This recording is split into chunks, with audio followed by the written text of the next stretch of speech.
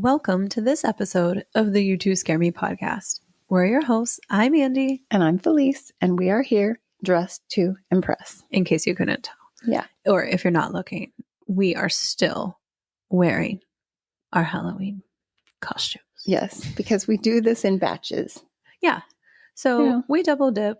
Also, this makeup took a while. And I don't know if you can see all the detail, but I had the finest little brush to draw these They're the most beautiful vein I've ever seen. Thanks so much. Stunning.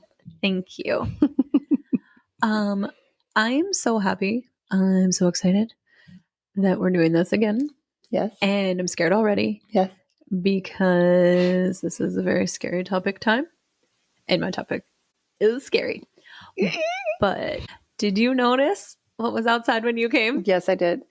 What? Andy has a ginormo skeleton outside. I have to say, I've seen them out, like in people's yards, but I've never stood by one. It's huge. Yeah. I think the height on record is 12 feet. Wow. So I wore Ryan down, and then surprise, he got me one during a Labor Day sale, and it showed up. I came home to this giant box in the driveway, and I was like, oh, Skelly, you're here. Yes. And so I don't think the eyes were on when you came, but you can pick all of these different eyeball designs, cute. And they're LED, you know. So the kids love to choose the eye design each night. It's so silly. How fun was that, setting that up together? Well, I heard. I heard from the neighbors. We also picked the worst time of day, mid-afternoon. Oh my gosh. 90-degree day, pouring sweat. So nothing makes you love your spouse more than trying to do a job in the 100% humidity and million-degree weather. It was insane. And it was so funny. The kids are carrying giant handfuls of bones around. And Bo's like, here's the leg bone. Arya's like, no, that's the arm bone. And, you guys are like, where's bone C? Yes, exactly. Yeah. And then we had to get the teenage neighbor from next door to come and help because it said 3-person lift time. And we were like, oh, the tiny children of ours are not going to be the third person. So anyway, long story short, we got it up. He's anchored. He's so cool. He's great. I'm obsessed. And then we have some other little, 5-foot skeletons too. Yeah. But anyway. So cute. Woo. I have pumpkins at my house. They're all stacked up and they glow and they look really cool too. Yeah. I have to They're pretty tall. Actually, my pumpkin stack is like 7 feet tall. Wow. Not 12, but it's still pretty big. That is big. Yeah. Oh, I'm going to come check it out. Mm-hmm. Are you going to come here for trick-or-treating this year? Of course. Yay! I wouldn't miss it. Hooray. Also, true confession. I am super behind on my Fantasy Fest costume plans. What? I know. It's so disappointing. Usually by this time I have everything already ordered, laid out, know exactly what's happening with this day and this day and this day. And I don't know. I think because it feels a little early to me this year because of how the weekend falls and stuff. Yeah. So I was just at an event and I saw somebody that we had gone out with last year on Tuesday, and she said, Andy, do you have your stuff? And I was like, no. She's like, what are you doing?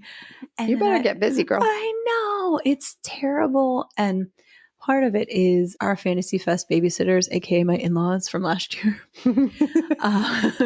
They're not coming down this year, so we have to choose our activities wisely. Yeah. Oh, yeah. So we're going to do the family zombie bike ride. And then I think I'm going to solo Tuesday. And by that, I mean go with you. Yes. Okay, good. Without Ryan. So. Okay. I spent the weekend because the theme for that one is Disco Robot. And so I spent the weekend gluing little mirrors on my tutu. Oh, it's not all over the tutu, but it's a few rows. That's amazing. Yeah. I'm so impressed by you. And I have silver shoes that light up. What? Yeah. I'm ready. I mean, I do own a pair of silver combat boots already. There you go. Perfect. But you're halfway there. That's okay. Oh, man. I got to get to work. Get busy. Anyway, so I'm loving your Hat Man costume. Thank you. I don't have my hat on because it doesn't work with my headphones. It's okay. You still look okay. Magical and I have mystical. Lola. I have little Lola, the wiener dog. Hey, girl. She prefers to be called Chowini. Oh, sorry, Chewini dog. I can't wait to see what other costume surprises you have in store. Yeah, I'm actually kind of behind too. Okay. I don't know. We'll figure it out. We shall figure it out. Together. Yeah. Well, speaking of surprises, in case you're new to the pod, let's talk about what's happening right now. We are currently in the spooky month of October. Spooky. To celebrate this month, we will surprise each other each week with a new, extra scary topic. It's awesome. It's terrifying. And if it's your first time with us, we are two sassy, spooky ladies. We love the weird, the unexplained, the haunted, the cursed, the cryptids, not the aliens. Some of us love the aliens the most. No. But we recognize we have no true knowledge of what's happening with any of this. Or anything, really. True. We're just out here living. Livin. But we do know enough to have a deep respect for the unknown and unseen forces that work around us. We also make sure to break the tension with plenty of laughter along the way. We hope to bring you stories that give you goosebumps, make you stay out of the woods, and sleep with the lights on. A quick warning before we begin. This podcast is for entertainment purposes only. Our tales are drawn from folklore, history, and reported experiences. Some stories may include sensitive topics, so listener discretion is advised. So settle in and let's see what spooky topic we will discover on this episode. Dive into the shadows with us as we bring you haunting tales in this episode of the You Two Scare Me podcast. Shall we dive in?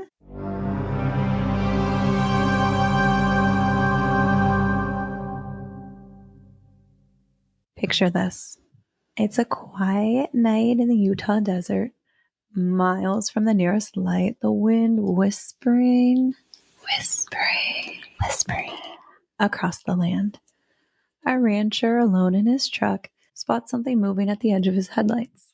A coyote, maybe. But then he realizes it's too large. Its limbs are just slightly off. The figure pauses, then rises onto two legs. Stories like this echo across the American Southwest. Accounts of creatures that move between human and animal, between this world and something darker. They're called skinwalkers. Oh my gosh. It's so scary.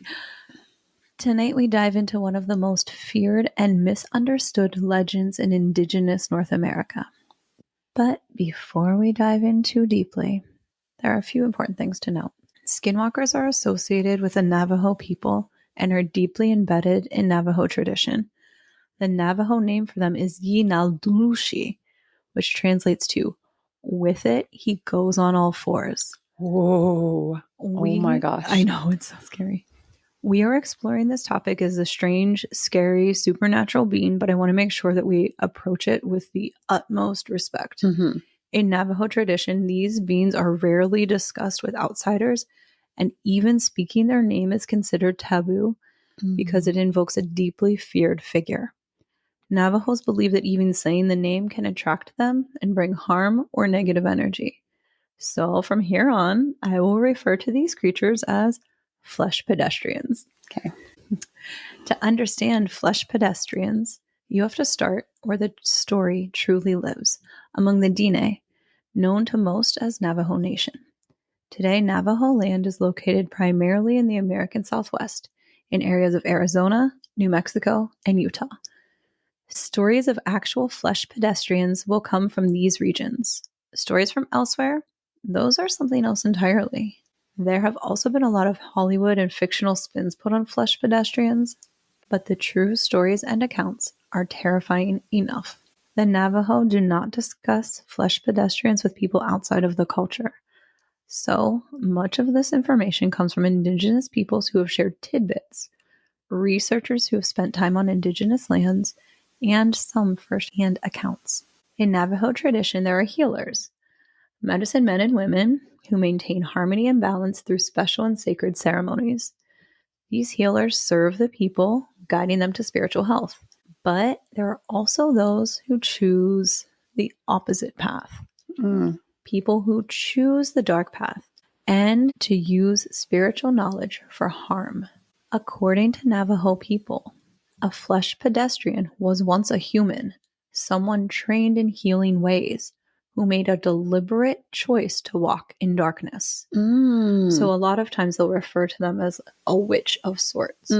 This is like very similar to one of the we'll say cryptids that we talked about in Texas, like with the healer, and it could go like as in a positive way or a negative way. Right. I think a lot of Indigenous peoples in general, they were so attuned to so many things, right, that it seems like if there's good, there's bad, right? Right. So this is the bad. Okay. So these people made a deliberate choice to go to the dark. In order to become a flesh pedestrian, it is said that one must know a flesh pedestrian. And then to gain power, that person must break the most sacred values of the DNA. They must murder a close relative, usually a sibling. Oh my gosh, I did not know that. Whoa. It's said that the flesh pedestrians then perform rituals that last for hours in a cave at night.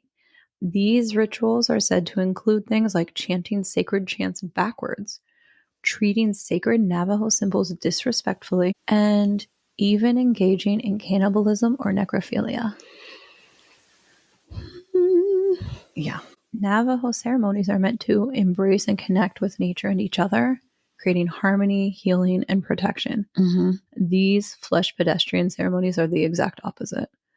As a result of the heinous act of killing a relative and the ceremonies that follow, the witches known as flesh pedestrians are said to gain supernatural powers that allow them to shapeshift into an animal by wearing its pelt.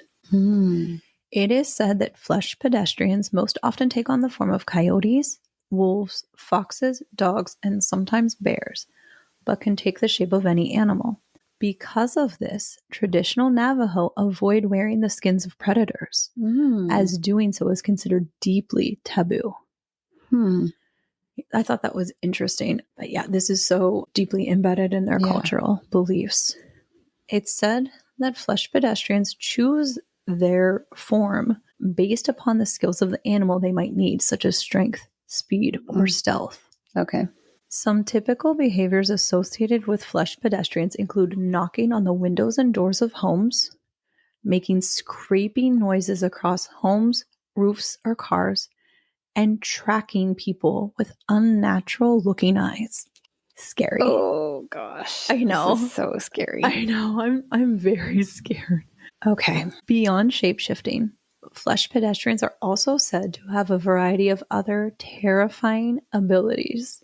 They are said to have mind-reading abilities and the ability to control others by first making eye contact and then imposing their whims on the victim. Whoa. Like making them do stuff? Oh my gosh. It's said that flesh pedestrians can also control nocturnal creatures, conjure the spirits of the dead, reanimate corpses, and cause illness and even death. My goodness. That's a lot of power. It's so dark. Flesh pedestrians are seen as the embodiment of greed, corruption, and moral decay. It's said that their goal is to spread terror, chaos, and even death. So this is troubling. Really dark and scary. And so when I was doing this research, I was getting very scared. And I went back and forth with, should I even... Yeah, is it even okay to talk about? Do this, you know? Yeah. But what I want to focus on is I think so many people throw around that SW term, right? Yeah. Oh, it's an SW, it's an SW. But that's not okay. Like this is a very specific thing. And so I want people to be aware of that, you know, and not every weird thing that somebody experiences is one of those. Yeah. I think there are so many strange cryptids or creatures or things out there, but a flesh pedestrian has to be on Navajo land. Yeah. You know? So I think that's important to share. Because also it's created by humans, It is. right? I mean, according to the legends and folklore, Right. that's what you're saying, right? That it's not something that's like a magical creature. It's not natural. Yeah. Right. Mm-hmm. So how can you recognize a flesh pedestrian? Earlier, I mentioned their strange eyes. Flesh pedestrians are said to have eyes that glow red in the night, or if seen in human form, their eyes appear unnaturally animal-like. Some other characteristics flesh pedestrians are said to possess include supernatural speed, mimicry, mind control, cursing, the magical kind, not the sailor mouth kind. Oh, that kind is okay. And superhuman strength. When transformed, a flesh pedestrian may move unnaturally fast, on all fours or even upright, its eyes glowing red when caught in headlights. Many of the encounters people attribute to them include tales of creatures who suddenly stand on 2 feet or move with an unnatural gait. They're said to possess uncanny speed and strength, and in some versions, they mimic voices, human or animal, to lure victims. So imagine being out at night and you hear your friend calling for help. Yeah. And then you realize your friend's not there. Yeah. So scary. Mimicry in general, I think it's really scary. Really scary because, there's an intent behind it, right? Also, it messes with your mind. Yeah. Some stories say flesh pedestrians can possess people through eye contact, taking control of their actions.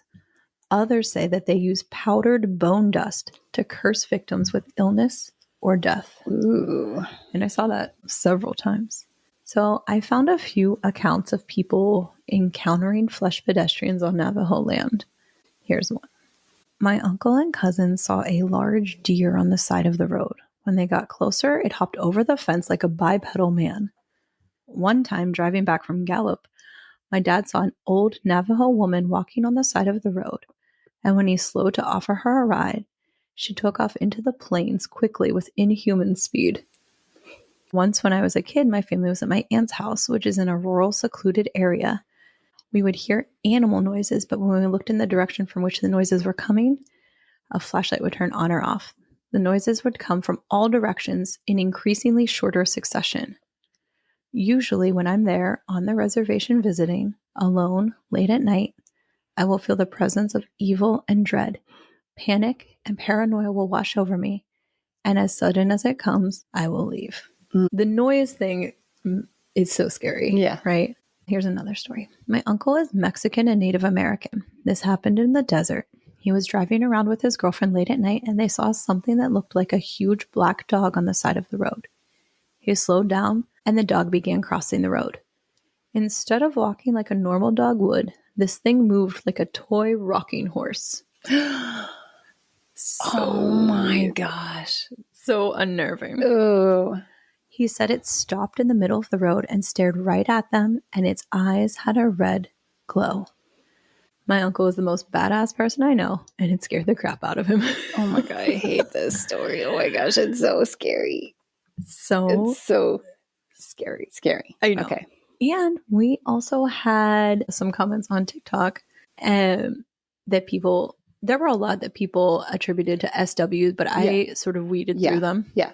But there were there are a lot of accounts of this type of stuff. Right. Which kind of leads me back to think like maybe there are other things happening in other cultures that are similar in some way because they were from all over, but there were a lot of these kind of comments on that thread. So the ones that I tried to pull out were ones that were where people specifically mentioned, being either Navajo or being on, Navajo land when this happened. Yeah. So this person said that they were Native American and they remember their grandparents telling stories of flesh pedestrians when they were growing up. But the life lesson they remember being told was to never whistle at night because 1, it can attract evil spirits. 2, it could bring bad luck. Or 3, it can attract a flesh pedestrian. Oh my gosh. So take note. No whistling, please. Oh my gosh. I'm a whistler too. We heard about if something whistles at you, don't whistle back. But we haven't heard don't whistle at night. I am a major whistler. Well, Actually, I don't even know that I knew that about you. I love to whistle. I try to keep it under wraps because I don't know that everyone loves to hear other people whistle, but I'm a pretty good whistler, by the way. Yes. Your secret. Someday I'll show you my whistle. Wow. Wow. But not at night. Now we know. I think as the day's going on and my makeup's getting worse, I'm starting to look more like Exorcist. You're looking more and more vampire. You're like really developing into a vampire. Oh my gosh. Don't eat me. Okay. Another person was half native and said that their mom used to tell her about flesh pedestrians with this lesson: respect where you walk and they won't bother you. If you hear it, no, you didn't. No, you didn't. Just keep walking. Oh my gosh. So similar to Appalachia, Mm-hmm. right? Right. So this story came from someone named Sita, who recalled living by native land and driving with their siblings around 2 a.m. They said a deer ran across the road and transformed in the middle of the road, and they all saw it. They said the creature it transformed into looked a lot like a rake. So I'm not sure if this is actually a flesh pedestrian or something else entirely. Yeah. But it's scary. Yeah. And I don't really know what a rake looks like either. Oh. Scary. Terrible. Okay. You'll find out in a later episode. Oh, okay. To be continued. Correct. Another story comes from a woman whose friend was a Christian missionary out on native land.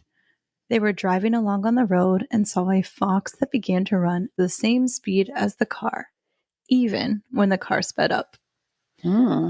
They took the first turn they could, looked back, and saw a human. Oh my gosh. Another story told of being rerouted by GPS onto native land and driving long into the night. In 3 hours of driving, this person only saw a few houses, one store, and a sign in fairy lights that said, quote, "You didn't hit it. It's not a dog. Don't get out of the car. Keep driving west." Whoa. That's so creepy. Yeah. A woman of native descent said this: "I lived with my great grandma in the reservation. At the time, we had no running water and no electricity. Our only source of power was our car. My mom went to go charge her phone in her car, and it was around 9 p.m. We heard her call us, but she sounded calm. My grandma told us to stay there, and she grabbed her flashlight and was cursing in Navajo as she went outside. My mom said when she was charging her phone, she felt something jump on top of the car. Oh, no. To not sound alarmed, she called for us calmly." I don't think I could do that. I'd be freaking out. Mm-hmm. By the time my grandma went outside, it jumped off her car and ran towards my other grandma's house. My mom said she heard a horse galloping, and then by the time our dogs chased it, she heard a cat hissing. Whoa. We still talk about it. Oh my gosh. So that goes back to what we heard about, that they will choose an animal based on what they need, right? Yeah. So a horse is fast, but a cat is elusive and can climb and climb and hide. Right. Yeah. So Wow. So what do you do if you encounter a flesh pedestrian? No, you didn't. Right? Aside from being terrified, I don't know. But it's said that flesh pedestrians are almost impossible to catch and get rid of.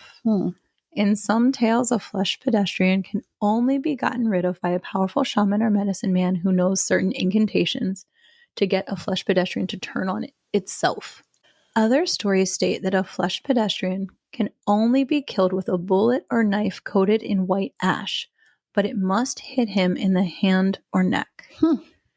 And sometimes it's said the only way to stop one is to speak its real name aloud, stripping it of its stolen power. Whoa. It kind of reminds me of like Rumpelstiltskin. Oh, yeah. Yeah. It's said that speaking the flesh pedestrian's real name will sicken it or even kill it. So I mean, that goes back to biblical stories about demons too. They're like, tell us your name. Like when they're doing like exorcisms and things like that. Oh my gosh, I didn't make that connection, but I have chills.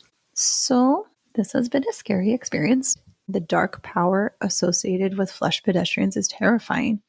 And I really don't want to know what I would do if I saw one. No. But most importantly, It needs to be said and remembered that flesh pedestrians are not a monster story for entertainment. For the Navajo, these stories are sacred and private. Talking about them in a joking or jestful context can be disrespectful or even dangerous, spiritually speaking. In recent years, many Indigenous creators have spoken out against how movies and social media distort their beliefs, turning sacred teachings into horror cliches.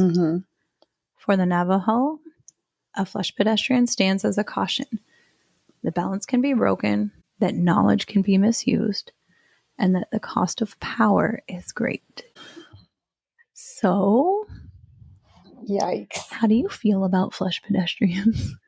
Yikes. Actually, not that I didn't have an experience with one, but when I was really nervous. No, but when I was in high school, I went on a church choir tour. And so we would go around. We were probably heading toward Colorado, I'm guessing, because we went one time and we sang at the Air Force Academy in Colorado Springs. But what we would do is we would go to a town, do a concert at a church, and then we would get split up into pairs or fours and then go to host family homes. You would never do that today. I know that sounds so crazy, but we would just go stay with families from the church. And so we were in Navajo country. We weren't on the reservation, but we were I think we must have been in New Mexico. And the kids that we were, I think there were 4 of us, and we were staying with kids from the church, from the youth group or whatever at their house. And I remember that we were outside laying on the trampoline that night, and because you would just get to know that family. And I remember them telling us stories about flesh pedestrians and just scaring the you-know-what out of us. Oh my gosh. So, and I don't know, like I said, I don't know if they were Navajo. They were kids, kids aren't always respectful of, right. They're supposed to be respectful of. But I can just remember being terrified. And then, we could hear the coyotes howling, and it was just, oh my gosh. Yeah. So such a spooky, scary experience to hear those stories from that, from that actual region, so that would have been in the 90s, in the mid 90s, I guess. Wow. Yeah. Yeah. That's spooky. Well, one thing that I know for certain is I will be very careful if I ever find myself in the American Southwest near Navajo land. Yeah. I will not be whistling. I will not speak that name aloud. And I will not acknowledge anything weird I see. I think you would have a hard time not acknowledging. I don't see anything. You'd be like, oh my gosh. No, I'd be texting you, oh my gosh, I think there's a flesh pedestrian out the window. Yeah. You would be like, I just saw something. I would. I would probably be crying or pee my pants or something. I don't know. Yeah. Oh my gosh. That was a doozy. That's a really spooky one. But also, what I love about our podcast is it was a learning experience. I love the nerdy learning experience part of it. Nerdy learning. Nerdy learning. You heard it here. Oh my gosh. Okay, well, so we are going to move on to a different topic. Okay. Somebody told me. Somebody told me.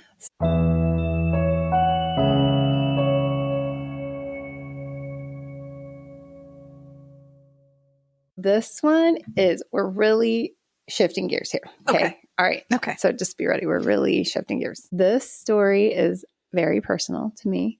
It was sent in by my friend Amber.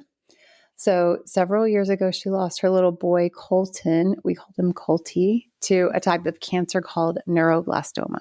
Oh. So it's a solid tumor cancer, typically diagnosed in children under the age of 5. It's pretty rare. According to the American Cancer Society, only about 600 to 800 new cases of neuroblastoma are diagnosed each year in the U.S. Oh, wow.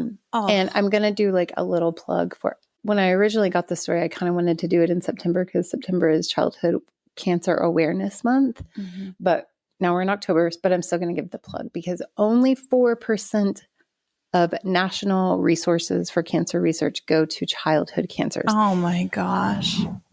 That's not enough.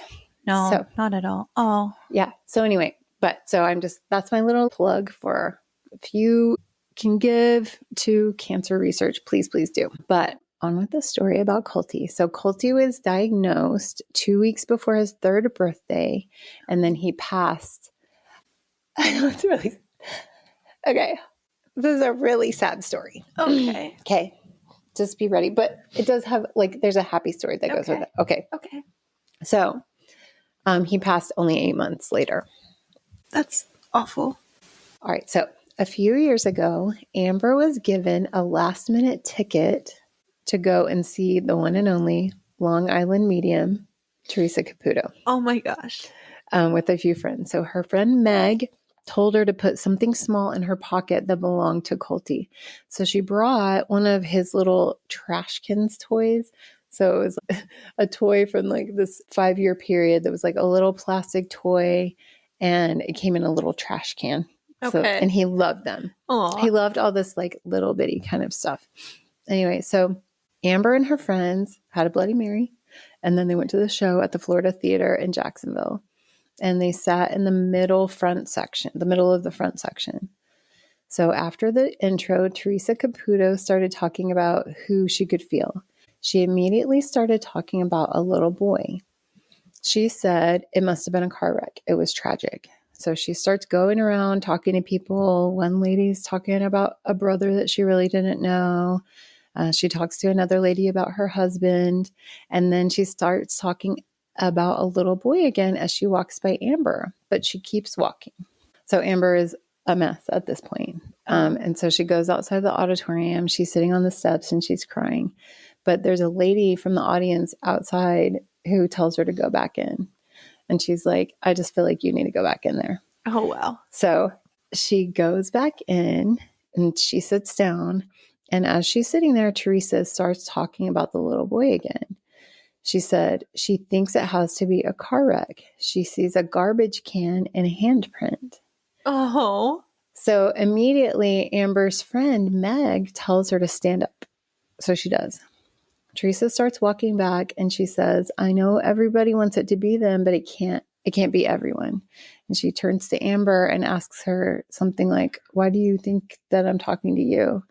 And Amber showed her the little trash can that she had in her pocket. Isn't this story crazy? Oh my gosh. I can't even keep it together. Oh my gosh. I have to not look at you. Okay. Sorry. Okay. So she shows her the little trash can that's in her pocket. And she tells her that she got Colty's handprint tattooed on her side after he passed. Teresa asked if he was being held when he passed, and Amber said yes. And she asked how he passed, and Amber told her. There was a little bit of chit chat, and then Teresa said that Colty wanted her to know that he's okay and he loves her. Oh my gosh. Amber said that there were no questions asked before they went in, and she hadn't reached out to the staff or given them any information. She, in fact, she got her ticket at the last minute because I think another friend had canceled. Wow. And so there's no way that they could have known anything about Colty. But she said that she was very glad that she went, and she'll never forget that moment. Oh my gosh. That was so touching and special. And how amazing to know that Colty is still there. Yeah. This is a hard one. This is a hard one. It's so emotional, but I think the thing that, we all want to know what happens after death, right? Nobody knows, but I feel like what a sense of relief and comfort for her. Yep. Well. Wow. So. This episode has had it all. Yeah. Really scary things and our first really emotional breakdown. Yeah. Yes. I think that, it's crazy because when Amber, she called me to tell me this maybe 2 weeks ago. Oh my gosh. Amber, you're the strongest woman. And this happened 2 years. I mean, this thing with the Long Island medium happened maybe 2 years ago. I didn't even know about it. And I was like, I don't know if I can tell this story, Yeah. It's a hard one. It sure is. Amber, thank you for sharing that. That is so personal. And I'm just so happy that you got that moment and that validation. And Colty is okay. Yep. And we always make a point to always keep talking about Colty because he's like always with us. So we love you, and we love you, Colty. And yeah. Wow. Thank you again, Amber, for that. And thanks, Elise, for sharing that. And thank you to all of you for bearing with us while we cried our way through that one. Yeah. Yeah, we haven't really done that before. No, that was something. But also, thank you to all of you for listening to this episode of the You Two Scare Me podcast. Listeners, you can help support us by telling your friends and family about our podcast. Remember that chain letter thing? I do. And tell 7 friends, have them tell 7 friends, and keep the chain going. Help us by rating and reviewing us on Apple Podcasts, Spotify, iHeart, Amazon, and wherever you get your podcasts. We love to read what people say. Also, you can check out our sweet costumes if you check out this episode and others on YouTube. Just search for You Do Scare Me Podcast. And don't forget to like and subscribe. Also, check out our website. We have merch, episode notes, photos, and more. Don't forget to follow us on social media. Find us on Instagram at You2ScareMe_podcast or on our Facebook page, You Do Scare Me. You can follow us on our TikTok account. Just search You Two Scare Me Podcast. No spaces. Remember to send us your own stories of flesh pedestrian encounters, hauntings, cryptids, time slips, weird experiences, or even aliens. Yeah, send us your alien ones. But maybe not too many of them. I'm just kidding. You can send them. For our Somebody Told Me segment at you2scaremepodcast@gmail.com. That's YOUTWO Scare Me Podcast @gmail.com.